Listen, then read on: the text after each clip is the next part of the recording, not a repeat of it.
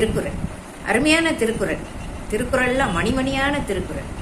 அதாவது ஒருத்தர் இருக்கும்போது ஒண்ணு பேசுறது, அவங்க எழுந்து போன அப்புறம் இன்னொரு பேசுறது. அதுக்கு பேர் என்ன வச்சிருக்காரு பாருங்க, புறங்கூறாமை. புறம் கூறுதல் ஒண்ணு, இது புறங்கூறாமை. அவங்க இருக்கும்போது நம்ம அவங்கள பத்தி புகழ்ந்து பேசுறது, எழுந்து போன அப்புறம் அவங்கள பத்தி தப்பு தப்பா சொல்றது. அத மாதிரிலாம் எதுவும் சொல்லாதீங்க. அதுக்கு ரொம்ப அழகா சொல்றாரு பாருங்க, கண்ணின்று கண் அறச் சொல்லினும் சொல்லற்க முன் இன்று பின்னோக்கா சொல். என்ன அழகான வார்த்தை. கண்ணின்று கண்ணறச் சொல்லினும் சொல்லற்க. ஒருவர் நேரம் இருக்காருன்னா கடுமையான சொற்களை பேசணும்னா கூட நேர்ல பேசிக்கலாம். நான் சொன்னேன், அவங்க சொன்னாங்க, சரி.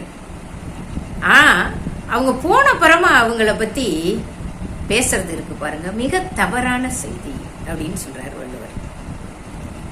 அவங்களை போக விட்டு, அதைத்தான் சொல்றாரு, முன் இன்று பின்னோக்கா சொல். என்னங்க, தெளிவா புரிஞ்சுதா? யாரையுமே இனிமே நாம போன பிறகு நல்ல சொற்களை பேசலாம், ஆனா அவங்களை பற்றி தவறான சொற்களை பேசி பரப்பக்கூடாது. நன்றி.